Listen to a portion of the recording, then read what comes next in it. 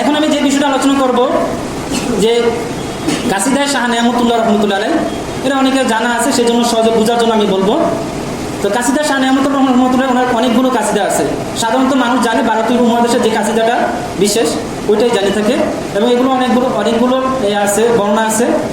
তো আমি সংক্ষেপে বলবো, বাংলাগুলো বলবো, মূল কয়েক জায়গায় ফার্সি বলবো শুধু। তো কাসিদায়ে শাহ নেয়ামতুল্লাহটার মূল যে বিষয়টা আমি সংক্ষেপে বলার চেষ্টা করব। তো মানুষ যে বিষয়টা উনি বললেন, উনি যে কাসিদাটা লেখেন এটা হচ্ছে 548 হিজরিতে। কত হিজরিতে? 48 হিজরি, তাহলে প্রায় 900 বছর হয়েছে, 900 বছর আগে। তো তিনি বলেন যে এই ভারতীয় উপমহাদেশে মোগল তুর্কিদের পরে শাসন ব্যবস্থা হবে, ভিনদেশীরা আসবে, অর্থাৎ ইংরেজরা আসবে। তো ইংরেজদের পরে এরপরে তিনি বর্ণনা করছেন অনেকগুলো বিষয়। তারপরে বলেন প্রথম বিশ্বযুদ্ধ হবে। তো প্রথম বিশ্বযুদ্ধের মধ্যে 1,31,00,000 বা 30 লাখ এরকম লোক মারা যাবে। এর 21 বছর পরে দ্বিতীয় বিশ্বযুদ্ধ হবে। তো দ্বিতীয় বিশ্বযুদ্ধ 6 বছর বেশি স্থায়ী থাকবে, 6 বছর ব্যাপী। তো দ্বিতীয় বিশ্বযুদ্ধের ব্যাপারে অনেক কিছু বর্ণনা করছেন, যে পারমাণবিক বোমা যে তারা করবে সেই বিষয়টা তিনি ইঙ্গিত দিয়েছেন। তো দ্বিতীয় বিশ্বযুদ্ধের পরে ইংরেজরা এই ভারতীয় উপমহাদেশ ছেড়ে চলে যাবে, খেয়াল করবেন। তো ভারতীয় উপমহাদেশ ছেড়ে চলে যাওয়ার পর ভারত 2 ভাগ হয়ে যাবে, অর্থাৎ যেমন পাকিস্তান ভারত 2 ভাগ হয়ে গেল। এরপরে যারা শাসক হবে, অনেক লম্বা কথা তিনি বর্ণনা করেছেন, তারা জালিম হবে, মুসলমানদের উপর জুলুম করবে, তখন মুসলমানরা ইহুদি খ্রিস্টানদের অনুসরণ করবে, তারা বেপরদা, বেহায়া, হারাম, হালাল একাকার করে ফেলবে, জিনা ব্যভিচারে লিপ্ত হয়ে যাবে। এরপরে মুসলমানরা নাসরাতের অনুসরণ করবে, যার কারণে তাদের উপর বিভিন্ন দুর্দশাদের দেখা দিবে, এবং মুসলমানদেরকে কাফের মুশরিকরা অত্যাচার অবিচার করবে। অনেক কঠিন পরিস্থিতি তিনি বর্ণনা করার পর বললেন যে এরপরে তিনি ভাষায় মানে যে জিহাদটার কথা বর্ণনা করলেন, এক পর্যায়ে তিনি এসে বললেন নিজ হাবিবুল্লাহ সাহিবে ইরাক মিনাল্লাহ। তিনি বললেন, এরপরে এখানে যে অর্থগুলো তারা বিভিন্নভাবে বলে, আসলে বাংলা যারা অনুবাদ করেছে তারা বুঝতে পারেনি। তো আমি সংক্ষেপে যেটুকু বলা যায়, মূল ব্যাখ্যা মাহমুদ মুর্শিদ আছেন, তিনি ভালো জানেন। নিজ স্বয়ং আসবেন, হাবিবুল্লাহ সাহিবিকরা, এখানে কিন্তু অক্ষরটা তো কিছু নাই। তো তারা সাহিবিকরা হাবিবুল্লাহকে 2 জন করছে। মিনাল্লাহ, আল্লাহ পাক ওনার তরফ থেকে, এখানে আরবি শব্দ ব্যবহার করেছেন তিনি। আল্লাহ পাক ওনার তরফ থেকে চরম সৌভাগ্যশীল, সৌভাগ্যবান, সৌভাগ্য দানকারী হাবিবুল্লাহ তিনি আসবেন। তেন হাবিবুল্লাহ যদি কায়নাতের পক্ষে একজন হয় হাকিকিভাবে, মাহমুদ মুর্শিদ কেবলা ইসলাম তিনি না? এটা বলার অপেক্ষা রাখে না। তারপরে কি হবে? তিনি গিরাদাজ নুসরাতুল্লাহ শমশির, আল্লাহ পাক ওনার সাহায্যে তিনি তরবারি হাতে নেবেন। আজমিয়ানা, তিনি তরবারি হাতে নেবেন, জেহাদ হবে।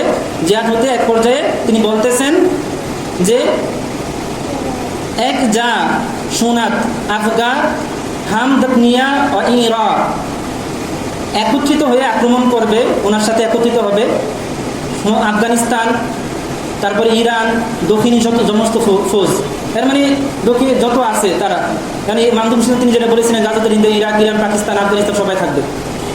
তো সবাই মিলে আক্রমণ করবে। আক্রমণ করে কি করবে? ফাতেহে কুনান ইনা, এই সমস্ত লোকগুলো ওনারা ফাতেহে কুনান জয় করবেন। কুল হিন্দ, সমস্ত হিন্দুস্তান জয় করবেন।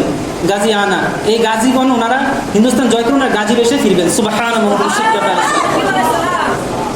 তারপরে তিনি বলতেছেন কি হবে, এরপরের দিকে আছে আমি বলতেছি। তিনি বলছেন কুল হিন্দ পাক বাসত, এরকম আমি বললাম যে রেওয়াত অনেকগুলো আছে, আমি একটা বললাম। সমস্ত হিন্দুস্তান পবিত্র হয়ে যাবে। আজ রসমি হিন্দুয়ানি রসম রেওয়াজ পরিপূর্ণভাবে নিশ্চিন্ন হয়ে যাবে, আর 1 পরিমাণও হিন্দুয়ানি রসম রেওয়াজ থাকবে না। এরকম কি কার হয়েছে কি? হয় নাই। কারণ যদি আপনি বলেন যে মোহাম্মদ কাসিম রহমতুল্লাহ আসছেন, আরে ভাই উনি যে ভবিষ্যৎবাণী করেন তো অনেক পরে, 548 হিজরি, মোহাম্মদ কাসিম রহমতুল্লাহ 100 হিজরির ঘটনা। তারপর বলতেন সুলতান মাহমুদ, উনি তো আর আগে, অর্থাৎ 300 হিজরি কাছাকাছি হবে। তো এরকম তার হয় নাই। তো উনি তো বলছেন 548 হিজরি পরে। তো 548 হিজরি পরে কি ঘটনা ঘটছে? আর মাহমুদ মুর্শিদ এই স্বপ্ন মোরক বললেন, এই যে কি বললাম, দিল্লি হয়ে, বাংলাদেশ হয়ে, দিল্লি হয়ে, আর পাকিস্তান হয়ে, তারপরে কচ্ছ উপসাগর হয়ে, এইভাবে যে পুরো সার্কেলটা বললেন। তো বলতে তো মিলছে, এর সাথে কিছুটা মিলছে। তা হিন্দুয়ানি রসম রেওয়াজ এক তিল পরিমাণও থাকবে না। হিন্দুরা পরিপূর্ণরূপে পদ্ধতিভাবে নিশ্চিহ্ন হয়ে যাবে। সেটাই মামদুদ মুর্শিদ কেবলা বেশ অনেক বছর আগে বলছিলেন এই মসজিদ মুবারকে। তিনি বলেছিলেন 22শে জুমাদুল উখরা সম্ভবত বলছিলেন যে মুসলমানদের চিন্তার কোনো কারণ নাই, আমরা হিন্দুস্তান জয় করব। তারপরে এখন হিন্দুস্তান জয় হলো, তারপরে তিনি কি বলতেছেন? এরপরে তিনি বলতেছেন যে ঠিক একইভাবে চু হিন্দ হাম বা মাগরিব কিসমতে খারাপ গর্দাত, হিন্দুস্তানের মতো পশ্চিমাদেরও একই অবস্থা হবে, সমস্ত পশ্চিমাদের। মানে অনেক লম্বা ঘটনা। এরপর আলিফ দিয়ে অক্ষর, যে প্রথম অক্ষরটা আলিফের, এটা আমেরিকা হতে পারে, ইংল্যান্ড হতে পারে। তো এই অক্ষর, এই দেশটা ইতিহাস পরিপূর্ণ নিশ্চিহ্ন হয়ে যাবে, শুধু ইতিহাসের নামটা তার থাকবে। এটা উনি পরবর্তী লাইনে বলেছেন যে দুনিয়া খারাপ করদা বাসন্ত বেঈমানা, মানে যে বেঈমান দুনিয়াটা মানে দুনিয়াতে এই বিভিন্ন অত্যাচার অবিচার করেছে, শেষ পর্যন্ত সেই নিশ্চিহ্ন হয়ে যাবে। সুবহানাল্লাহ। মামদুদ মুর্শিদ কেবলা আলাইহিস সালাম, সেটাই মামদুদ মুর্শিদ কেবলা আলাইহিস সালাম দর বদলতে গজব কত বড় বড় আসতেছে, নিশ্চিহ্ন হয়ে যাচ্ছে।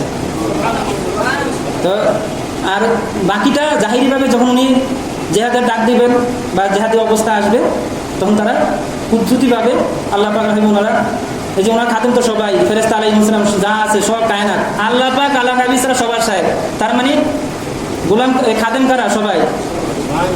তো তিনি সারা পৃথিবী জাহিরিভাবে সারা পৃথিবীতে সম্মানিত খেলাফত মোহর পরিচালনা করবেন।